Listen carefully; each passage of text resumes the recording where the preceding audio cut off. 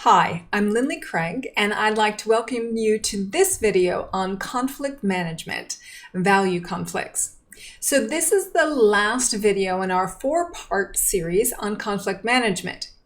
So in this video, we're going to learn why it's so important to learn and to master the skill set of value conflicts.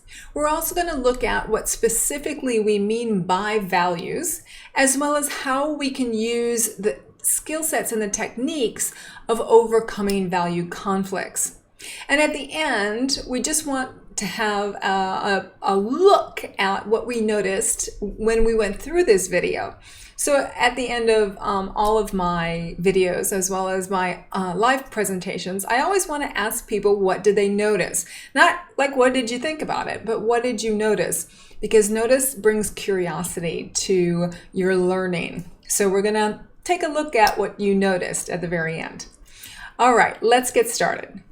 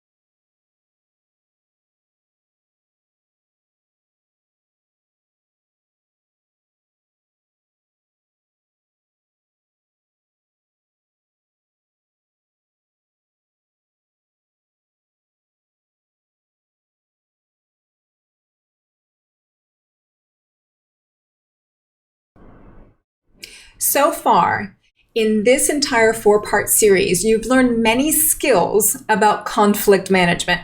Let's review what you've learned so far and those skills that you have in your baskets. So the first and most important skill set that we understand is about rapport.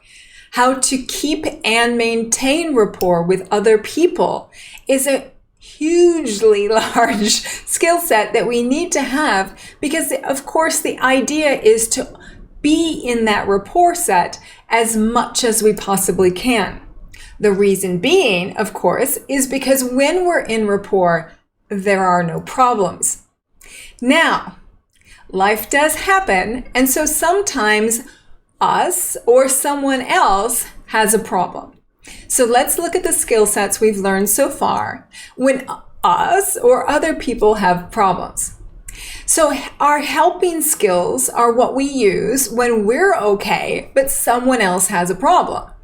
And we use our helping skills because when someone comes to us with their problems, it is really easy to take on someone else's problem as our own and take ownership of that problem. An example of this happened to me the other night. My husband didn't want to go to a restaurant that our friends were taking us to. And they were the ones who decided on where we were going because they were actually paying for the dinner.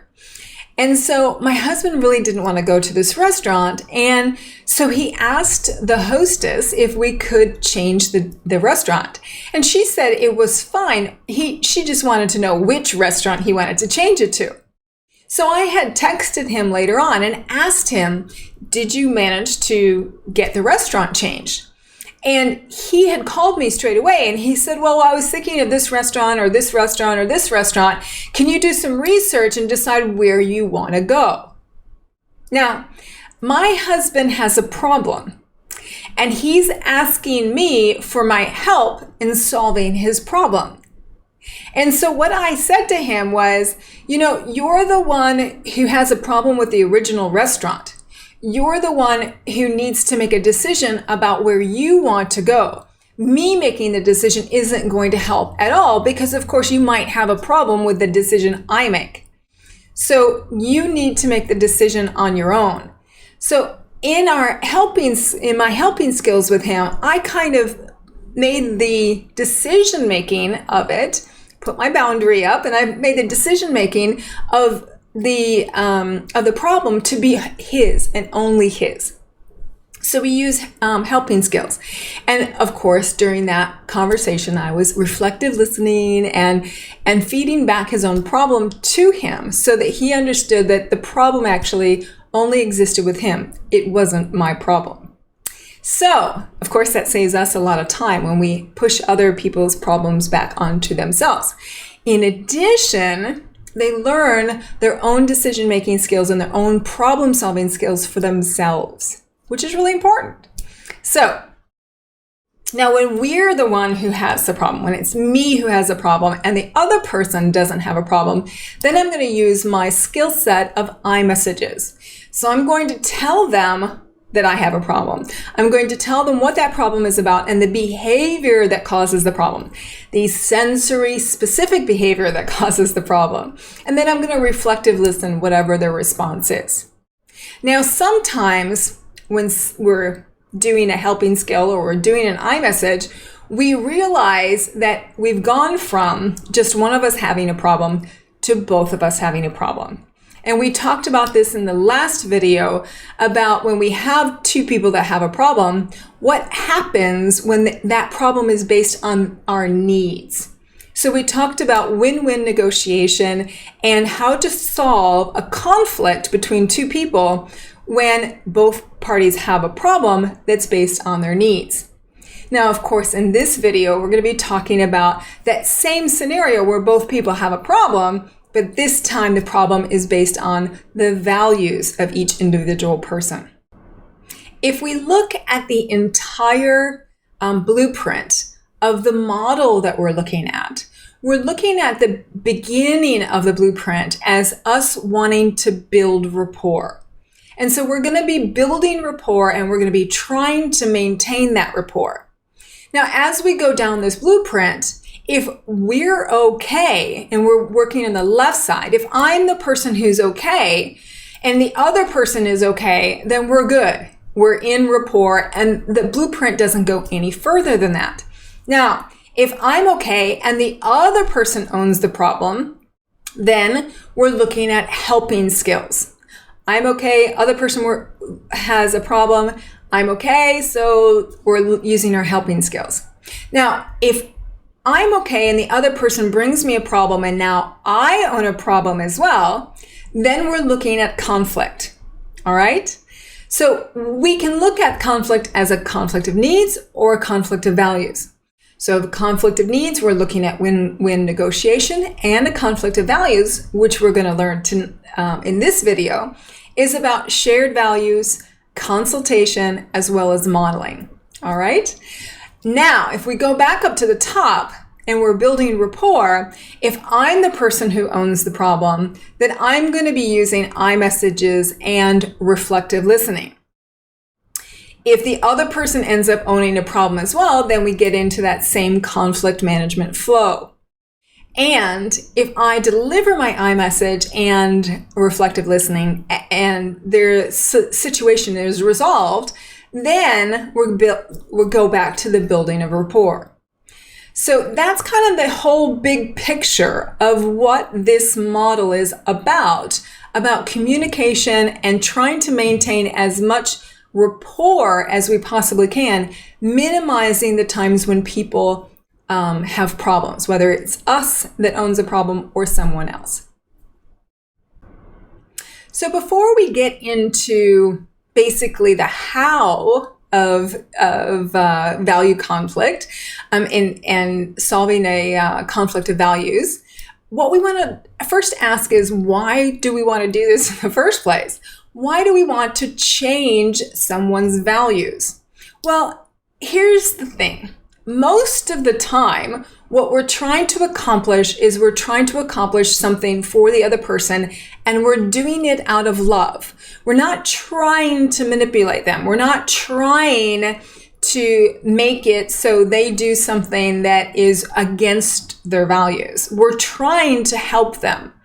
And so what's very interesting about this is our values, and sometimes in our roles in certain areas, is our ability to affect and to have other people have their values increase. And so it's a good thing when we're trying to do this. So I think about the story of when I tried to change the behavior of my husband, because I had a value that was really health conscious, and I wanted my husband to have that same kind of value. And he only worked out once a week. He went to the gym and he ran a lot and he sweated a lot, but basically it was only once a week. So he had really nice leg muscles, but he didn't really have any upper body strength or core muscles, a little bit, but no chest muscles or anything like that. And I thought that it was really important for him, health-wise, to make sure that he had a muscle mass for later on in life.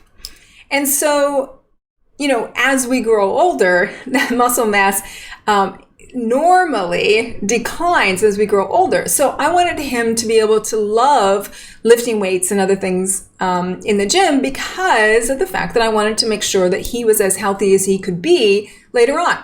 I did it out of love.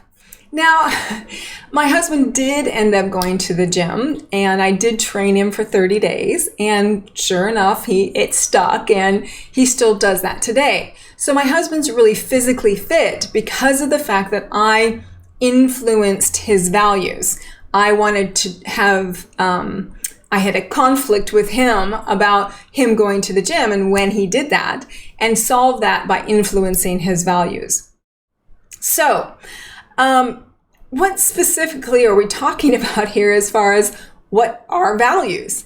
Values are things that are important to us, and we use them as criteria that we have for making decisions. Values are also part of our neurological levels that we look at in neurolinguistic programming. So the greater whole, our identity, our beliefs and values, our capabilities, our behavior, and our environment. So beliefs and values are quite close to our identity. So they're basically fundamental judgments about who we are and how we fit into the world and our external world, as well as other people in our external world. We often determine the meaning of events and situations by our beliefs and our values that we have that are kind of programmed within ourselves. We also use values as the core of our motivation to drive us to do things. We have our values that support or inhibit our capabilities in life. So for example, if I believed that I was capable of, running a marathon, then I am using my belief system to be able to maybe start training, to do some research, maybe get a coach, and go out and do that marathon. But if my belief and values says that, that if I go out and do marathons, then my knees are going to get wrecked, and I value my knees over running, then basically that value has changed what I'm capable of. Do you understand? So the values, when we look at values, they're answering the question why. So why is this important to you? That's a really really good question. And normally in NLP, we don't ask the question why. We ask the question, what causes this? So when people ask you why, you have a tendency to be defensive. So normally we ask what causes this to happen, not why does it happen? So when we're asking that question, even if we play around with the wording a little bit, we're looking for the motivation behind it. We're looking for what's causing it to happen. What's the trigger, for example?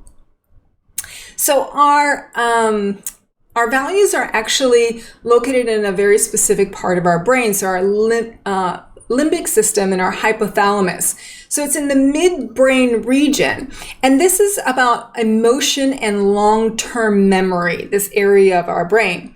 So it also is an area of our brain that uses the, gotta get this word straight, the autonomic nervous system. So an autonomic nervous system basically is that part of our nervous system that we don't consciously control. So our breathing and our heart rate, our perspiration, whether we flush or not, these are things that occur in our autonomic nervous system. So our beliefs and values can change our physiology through this autonomic nervous system. And when we listen to how people say certain things, we can hear beliefs and values and the sort of conglomeration of the autonomic nervous system in how they say things. Somebody might use the phrase, "It really makes my blood boil."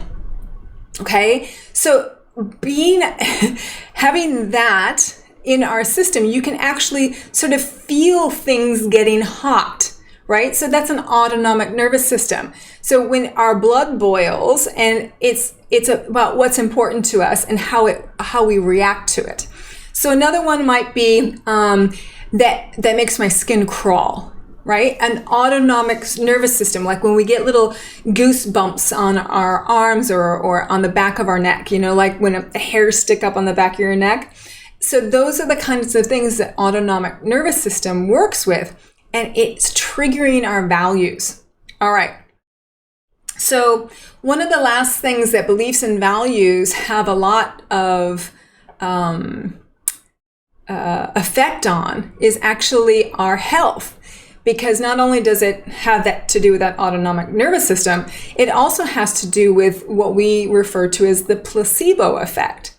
If you believe in something strong enough, then you can change your health, even if you're given a placebo, like a sugar pill.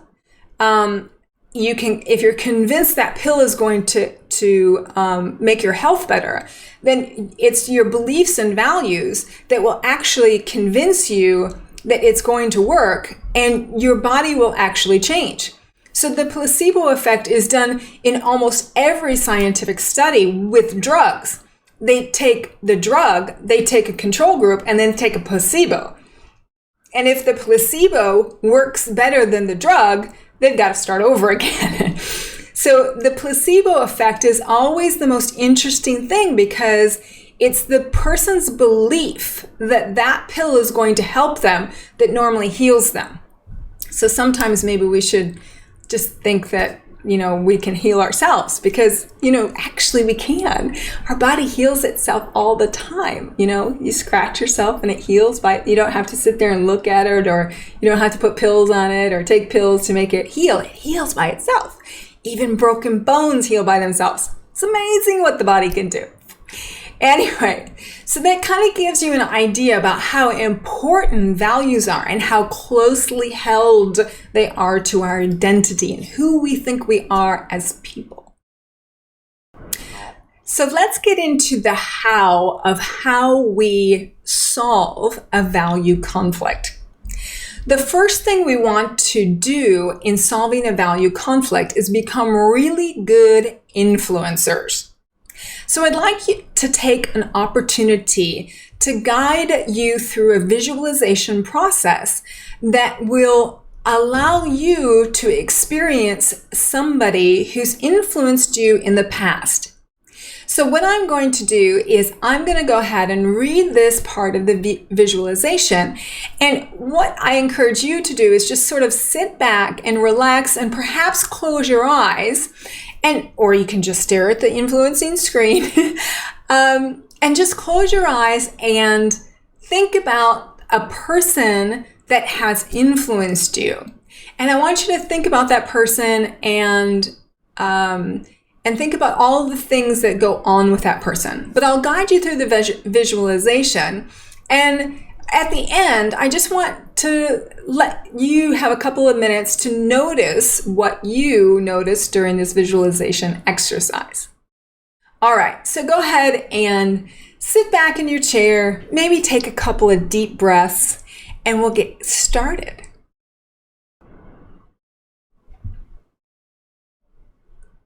So as you're sitting in the chair, or maybe standing, or maybe you're just listening to this laying in your bed, I'd like you to choose from your memory a time when you were completely safe and relaxed, a time when you may have been at home in your room, or on holiday somewhere, or in a place that is special to you. And remember what it's like to be fully relaxed now.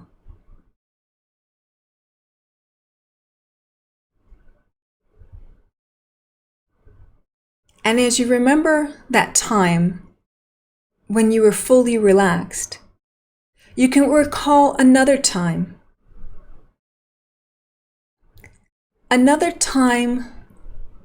that reminds you how to relax completely. Perhaps coming home from work and resting so fully that you just drift off.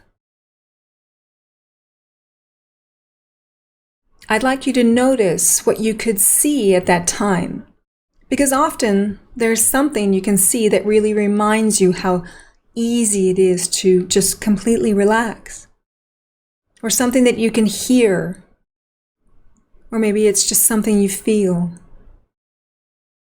And know that you can return to this safe place, relaxing here at any time.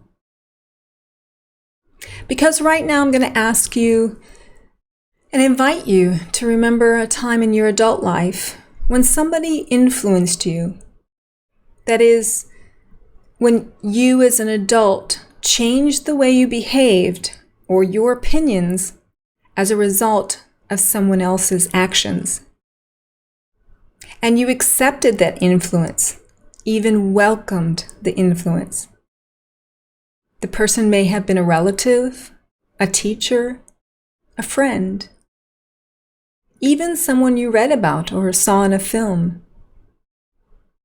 Whatever it is, see that person in front of you now.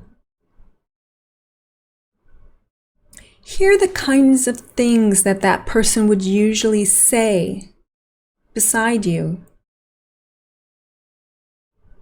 And once you can recall this person fully, find some words for the qualities that this person had, which enabled them to influence you, as well as other people.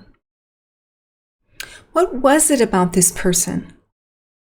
What did they do that caused you to accept their influence?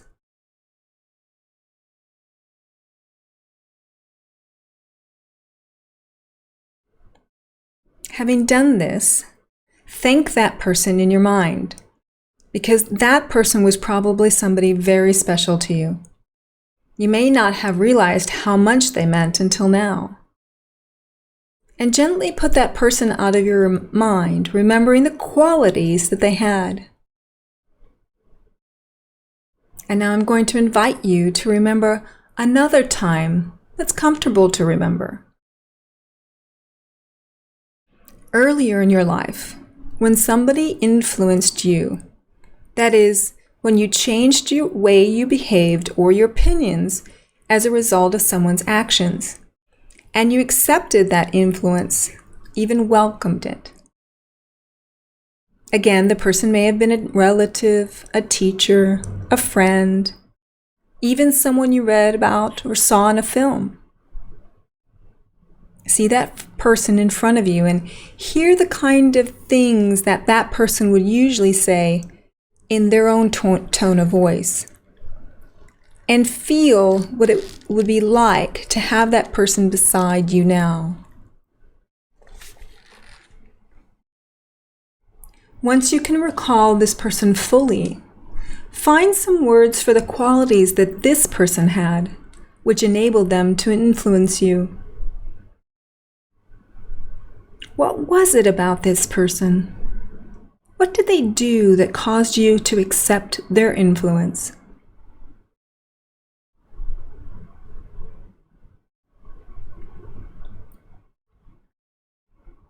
Having done this, thank that person in your mind because the person was probably someone very special to you.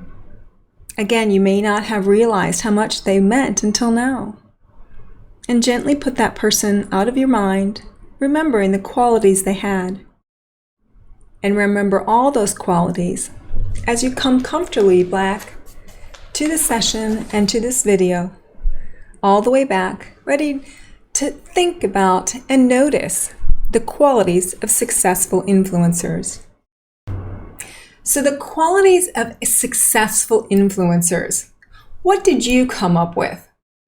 Some of the things that have come up in the past when I've done this presentation in a live setting are things like honesty and integrity.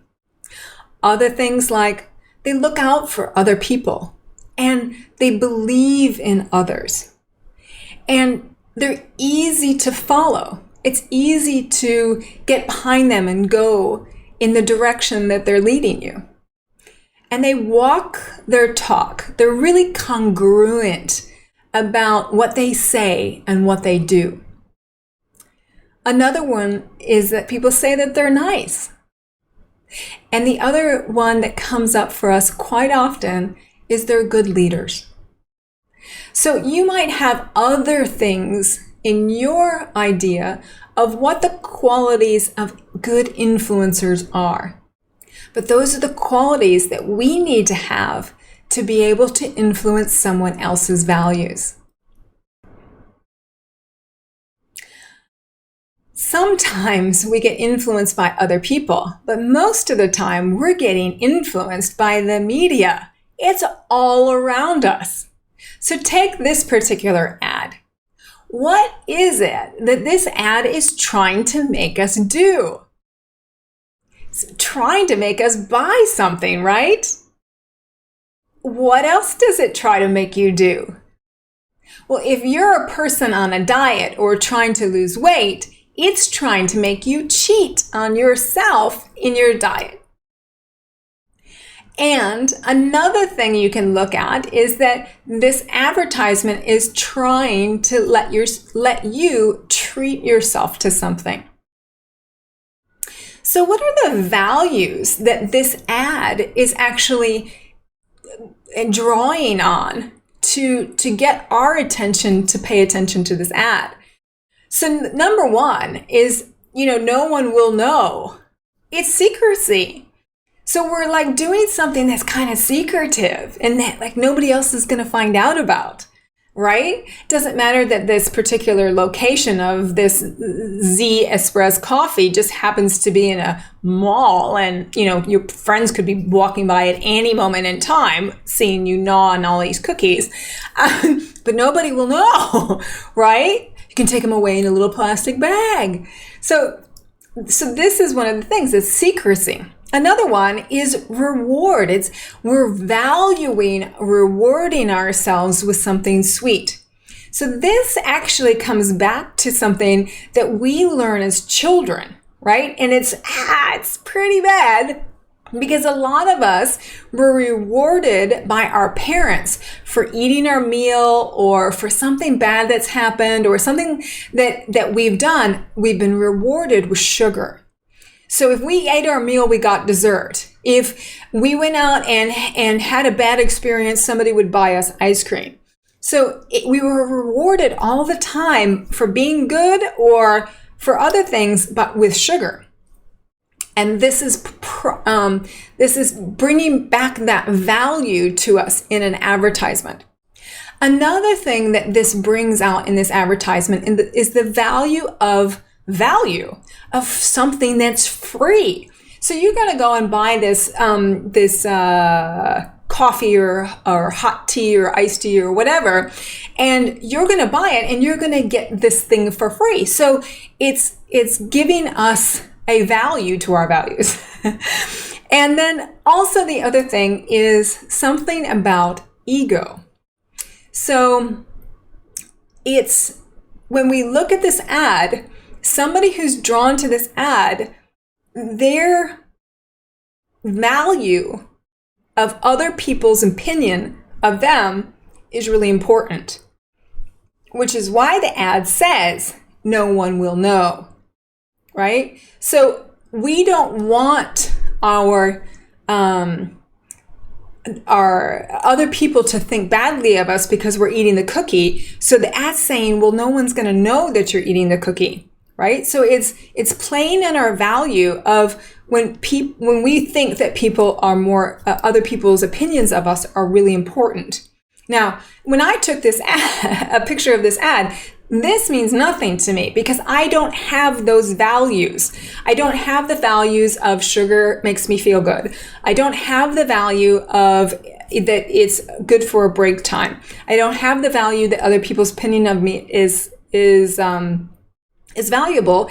And I also don't have the value of the fact that I need to reward myself with sugar and that I need to be secretive about it. Because to me, that's all sorts of things that are like bad behavior. You know, when you're like binging on cookies, you know, that's sort of like an addiction thing. So I don't want to be part of this ad, but it's very interesting how it draws certain people in. Very important. All right, let's look at another one, because this stuff is everywhere. All right, this one, I don't know if anybody knows this brand, but I guess I can say it because, well, it's Bobbi Brown. So it's a makeup company. And so what are they trying to influence you to do? They're trying to influence you to buy skincare products. So they sell makeup to make you look beautiful, but what they're trying to also sell is the cleansers and the toners and the moisturizers and things like that, because of course that increases their sales. Now, what are the values that they're trying to get to you, to get you to pay attention to their ad? So number one is that confidence is important. So it's a value that you have, that you share with this brand, that confidence is important. Another one is that looking good is important.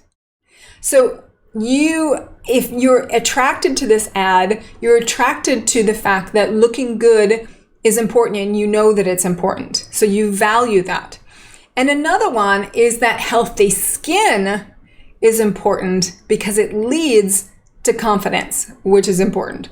So in NLP, we call this a complex equivalent. So confidence equals healthy, beautiful skin.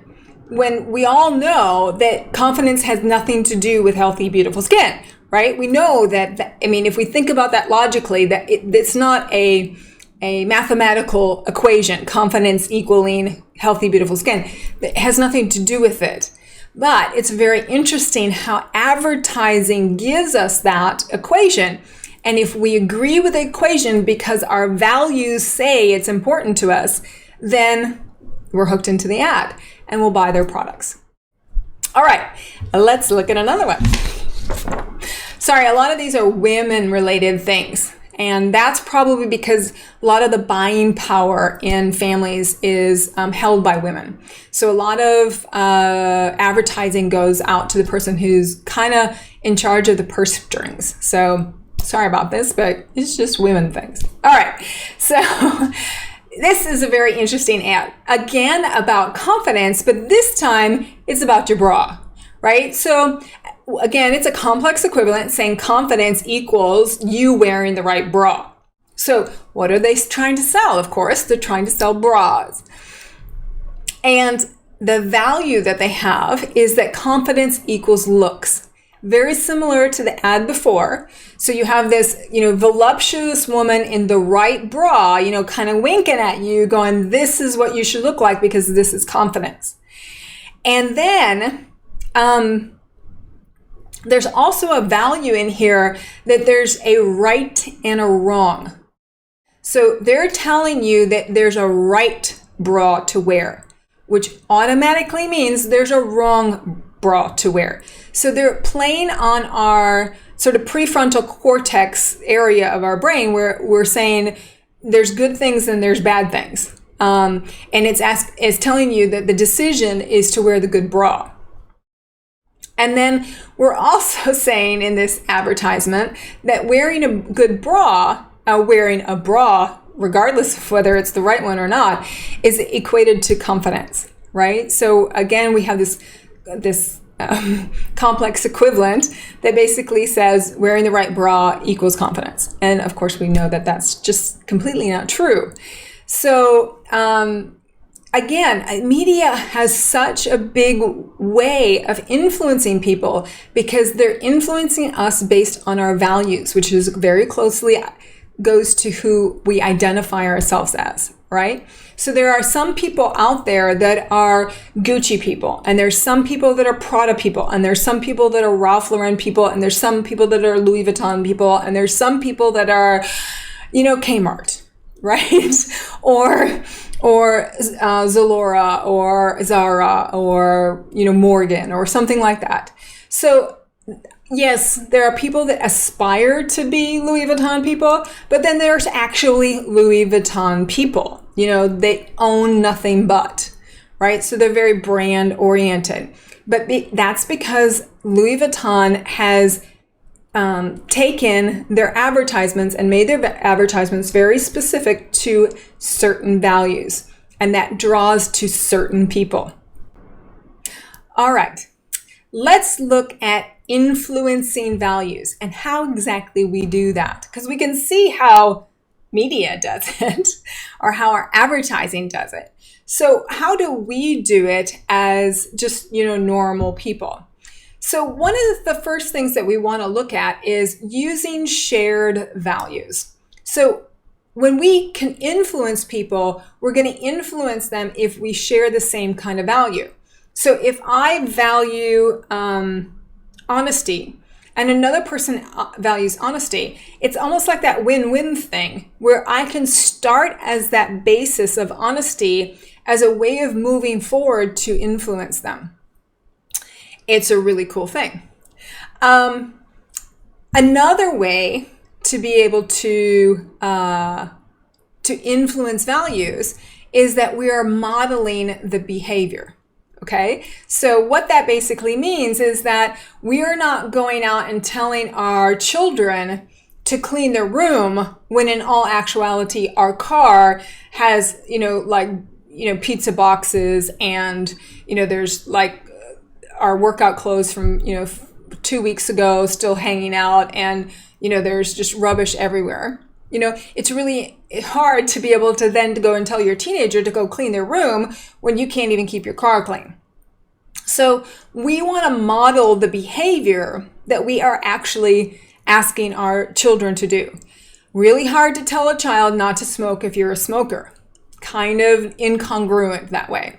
Really hard to tell your child not to become an alcoholic if you're an alcoholic. So you're modeling a behavior that your child is seeing. This is also true in a workplace or other family situations. when you're walking your talk, people can see that, and they're more likely to be influenced by you if you are actually doing what you say that you're doing. So nothing worse than somebody who says one thing and does another. Those people aren't very influential. All right. The last way of influencing values is through consulting. So what I mean by consulting is almost like a coaching situation, where what we're trying to get across is we're trying to use our iMessages and use our reflective listening to get the other person to give us an understanding of what's going on in their world and their reasonings behind what they're doing, and at the same time being able to try to influence those either through shared values or modeling the behavior, but we're trying to consult them into coming in our way of the values. Hope that makes sense. All right, so I've got a couple of examples for you. Okay, let's look at shared values first. So in shared values, an example is that a father and a daughter are having a disagreement, a conflict of values about the daughter going out at night. So what we want to do is find out from the father what he values. So he's valuing, obviously, one is her safety. But another thing that we could be exploring is that involved in the safety, would it be important for the father that the daughter have the independence to be able to make decisions and not be affected by peer pressure of what her what the other kids are doing? So the fact that she makes independent decisions based on the fact that she's not getting influenced by other people, would that be important to the father? And if the father agrees to that, then the independence that the daughter wants to go out it's a shared value. They both want the daughter to be independent. So now there's a partnership or an agreement of how the daughter can be independent and make good decisions about going out and not being influenced by others, hence being safe in the father's eyes.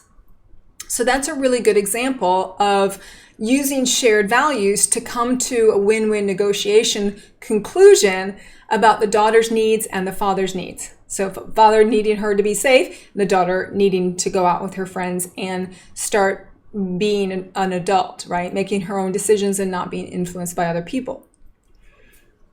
Let's look at another one.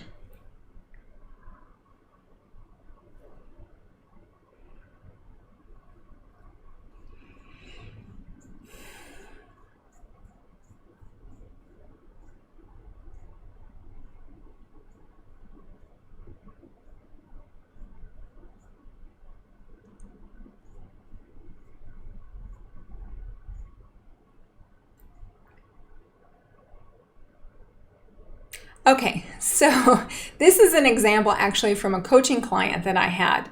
And basically the father was at home with his teenage daughter, and the mother had been traveling. And the father and daughter decided that they were going to have steak for dinner. And the mother came home the following evening, and she asked the father, "What did you have for dinner?" And he said steak and broccoli. They didn't have the broccoli, but he said steak and broccoli because he knew that that's what his wife wanted him to say. And so he's there in front of his daughter lying to his wife about what they had for dinner. Now, a week later, the father is yelling at the daughter for lying to both the mother and the father about where she was going. And so you can see how he's not necessarily modeling the behavior. He's telling his wife a lie in front of the daughter and then sitting there a week later or 2 weeks later and yelling at the daughter for lying to them. So it doesn't work that way, right? The daughter is never going to respect the father until the father stops lying. And she's never going to be influenced by the father until he starts doing what he wants her to do. Makes sense, huh? Let's look at another one on consulting.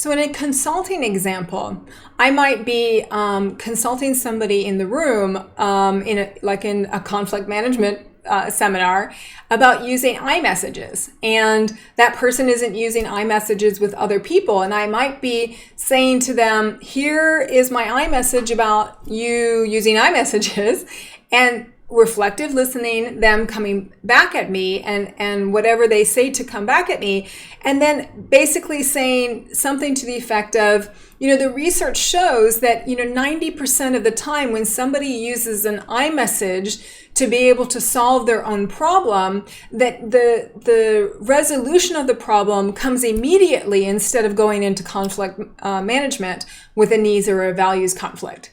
Right? So I'm using a research-based piece of information to consult that person to get influence through there. Okay? We also want to know what else we can do as consultation. So we're going to look at that next.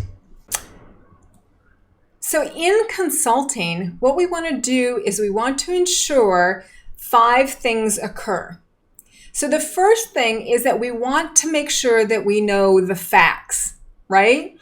We never want to go into a consulting situation where we're trying to influence somebody else's behavior when we don't know all the facts.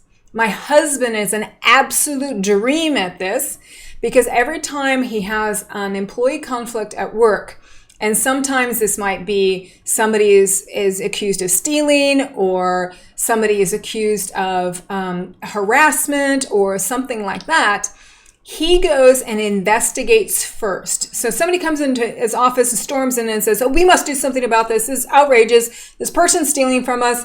And my husband says, I'll look into it. And he doesn't make any kind of judgment whatsoever. So the first thing is get the facts. Know the facts, and just the facts, not all the opinions.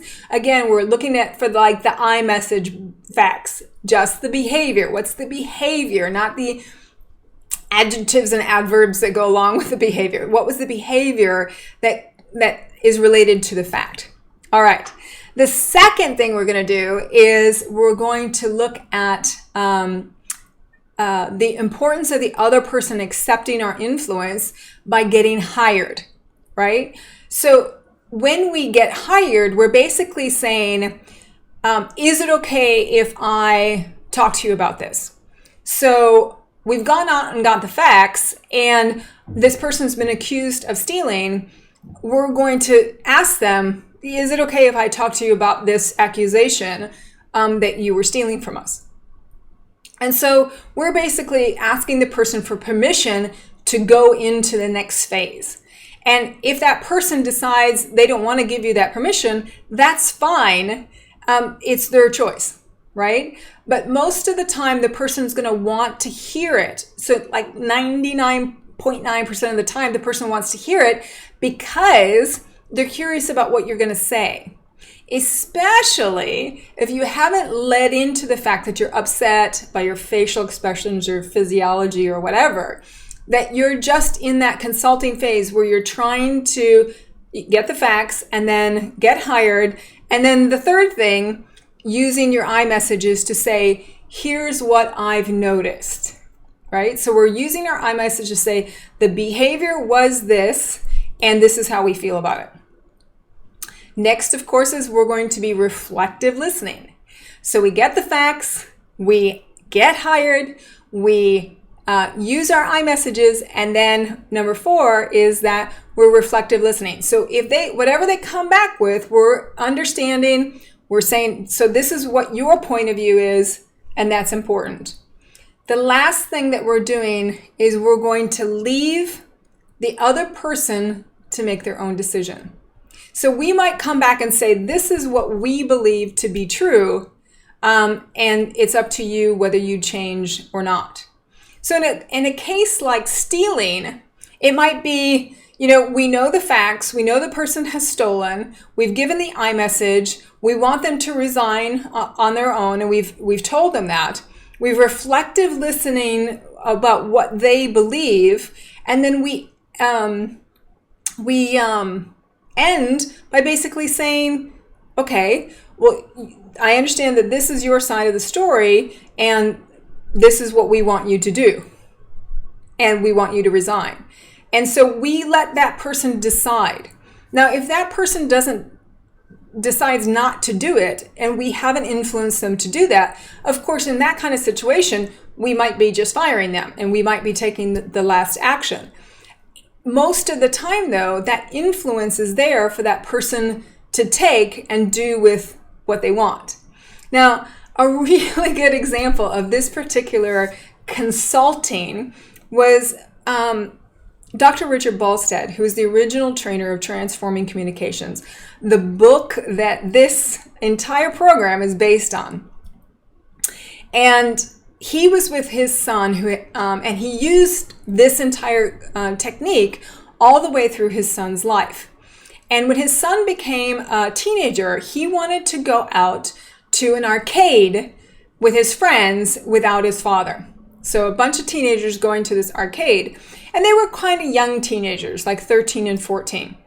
And Dr. Balstead was very concerned about his son going out because there had been a stabbing at the arcade a couple weeks prior. So he was really concerned about his son going, and he gave his concerns in his iMessage. He reflected listening back from his son about his son's concerns and his son's wishes to go. And he reflected listening that particular piece, and then he said, "This is what I would like you to do, and the decision is up to you." Now, the son did go to the arcade with his friends. And at that point in time, Dr. Balstead thought maybe this entire thing didn't work. But funny enough, years later, when the son was much older and Richard was telling this story in a training session for Transforming Communications, his son was in the room, and he ended this, Richard ended the story right where I had ended it, and the son sort of popped his hand up and said, "Well, can I finish the story?" And his father kind of looked at him and said, "What do you mean, finish the story?" And he said, "Well, I did go, but you did influence me because we asked one of the kids that we went with, we asked his older brother, who was 21, to come with us. And so he did get an adult to go with them. He just didn't let his father know that that's what he did until years later. So the influence was there. And sometimes you have to kind of take it as that your consulting did work. Even if you don't know that it did, it might have. So you got to let them, that's why it's so important to let them sit with it, because they may make the right decision and then they're empowered. If you make the decision for them and use power against them, then they're not empowered to make decisions. Okay? Does that make sense? All right, let's look at that power thing, okay? So when we're influencing values, obviously we can use power against somebody to be able to influence their value. We can use our position in a company. We can use our position in a family to be able to influence somebody to do something that they don't want to do. And certainly the use of power will stop the behavior. But the question is what are you sacrificing because of your use of power? So the first question that you want to ask yourself is, how important is the relationship between you and the person that you're influencing through power? Okay, how important is that relationship? Because if you're influencing that person through power and the relationship is important to you, you need to think about that really carefully. Because that person, by being influenced by power, they're not going to like that relationship. They're not going to like you using power over them. Nobody does.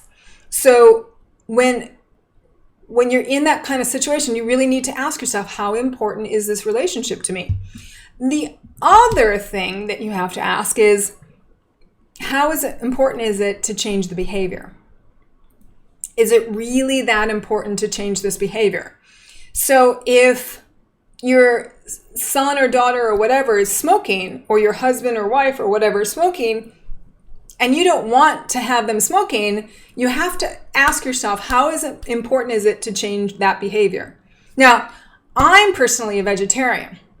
My husband is not a vegetarian. I need to ask myself, how important is it for me to influence him to change his behavior and become vegetarian? And how important is the relationship to me that if I push that and use power over him to change the relationship or change his behavior, is the relationship and sacrificing the relationship really that important? So those are the things that you kind of need to ask yourself. So I've chosen that my husband can have whatever diet that he wants to have, but I use my walking the talk. I'm using my modeling of my behavior to influence him. So during the time that I've been vegetarian, my husband has no longer puts milk in his coffee, and he always eats vegetarian when he's at home. The only time he eats meat is when he's out. And even when he's out, he prefers to actually have a salad without meat in it. So there's a lot of things that have occurred and changes that have occurred in my husband because he has sort of seen the behavior in me, as well as had some own physiological stuff happen to him because he's been eating in a more healthy way. So that's very interesting. Okay, so the one time that power is essential and the use of power is completely acceptable is in the case of safety. So if your son or daughter is wandering across the street and didn't look both ways, and you grab them and force them to come back onto the sidewalk, the use of power and you not having an iMessage or reflective listening or anything during that, totally perfectly okay, right? Because you're saving that person's life. So in a safety situation, it's really important that the use of power be used, and then the iMessage comes afterwards and the reflective listening comes afterwards. So it's in that safety and critical situations that involve life and death that really makes power really important. So I know a situation where there was a speaker in a city in the Middle East, and there was a fire in the particular hotel that he was giving his presentation. And he used his authority as the speaker to remove everybody from the room.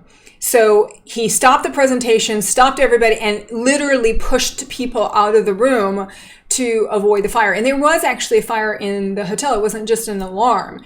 So, but he used his position as a speaker, i.e. the guy with the microphone and the person who was in control of the audience at that time, to be able to save people's lives. So that's kind of an important thing and an important note about the use of power.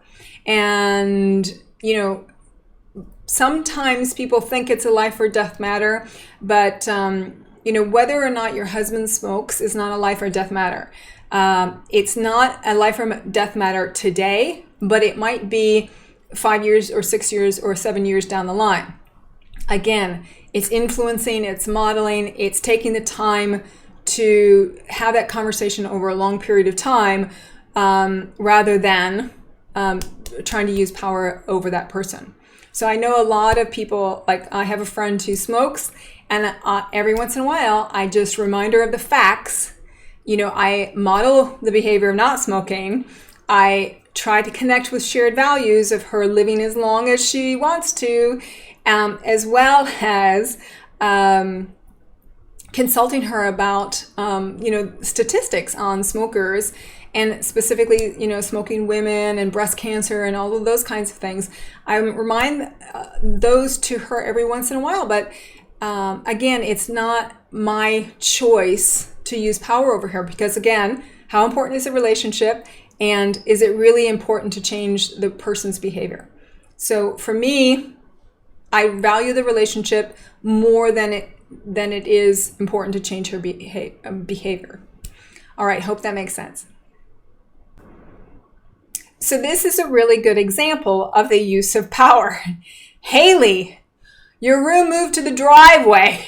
Next time, clean it, right? So this is a father's use of power. He moved all of his daughter's stuff onto the driveway. Now, I'm fairly confident the daughter was not pleased about this. I'm also very confident that the father did not ask himself how important is the relationship before he moved all of his daughter's stuff into the driveway. Of course, because this, causes an enormous amount of embarrassment for the daughter and everything else. So, very interesting situation. But he did this use of power to get his point across. Now, question is how much damage did he create in the relationship, and really was changing the behavior worth the damage? It's that equation, is the risk of damaging the relationship worthy of the reward of having the daughter have a clean room? Sometimes maybe that equation doesn't work so well. Anyway, all right. At the beginning of this video, I was talking to you about the man and the cows and the fairies that came in and stole the milk, and the wife who he received as a gift or payment for the milk that was stolen, and how she had come into this relationship with just one thing, a basket, that she asked him never, ever, ever to open and look inside. And he got too curious. And when she was gone one day, he opened and looked inside. And this is how the story ends.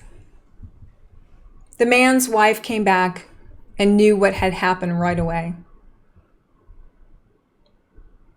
She had her hand over her heart and tears in her eye when she said to him, "You've looked in the basket."